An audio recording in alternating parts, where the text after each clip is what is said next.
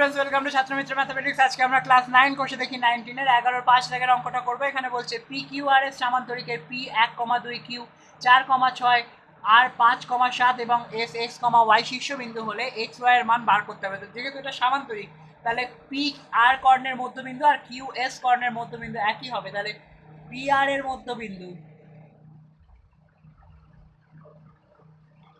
দেখো P R কর্ণের মধ্যবিন্দু আমরা বার করছি, যেটা হচ্ছে x1 প্লাস x2 বাই 2 মানে 1 প্লাস 5/2 2 প্লাস 7/2, মানে এটা দাঁড়াচ্ছে বাজারে 6/2 মানে 3 এবং 7 8 9/2, এটা দাঁড়াচ্ছে কিন্তু 9/2।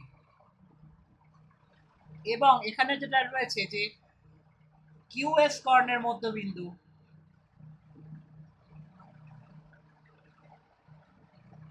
এক্ষেত্রে একই রকম ভাবে করবো 4 plus x by 2 6 plus y by 2। তাহলে এবার দেখো আমরা শর্ত অনুযায়ী করবো। এইটার সঙ্গে এটা সমান হয়, কারণ সামান্তরিকের কর্ণদ্বয় পরস্পরকে সমদ্বিখণ্ডিত করে। দুজন একই বিন্দু হবে। 4 প্লাস এক্স বাই 2 সমান 3, বা 4 প্লাস এক্স সমান সমান 3 দুগুণ 6, বা এক্স সমান সমান 4টে পাশে গেলে মাইনাস হয়ে যাবে, মানে দাঁড়াবে 2। এবং একই রকম ভাবে 6 প্লাস ওয়াই বাই 2 সমান 9/2, তাহলে আমি বাই 2 বাদ দিয়ে দিলাম, তাহলে 6 প্লাস ওয়াই সমান সমান 9, বা ওয়াই সমান দাঁড়াচ্ছে 9 মাইনাস 6 মানে 3। তাহলে এই হলো আমাদের, এটা আমি শর্ত অনুযায়ী লিখলাম, শর্ত অনুযায়ী। তাহলে এক্স এর স্থানাঙ্ক 2 এবং ওয়াই এর 3। তাহলে আমাদের সঠিক উত্তর হচ্ছে x2 y3, যেটা আমাদের রয়েছে অপশন সি তে, x2 y3। তাহলে অ্যান্সার সমান অপশন সি।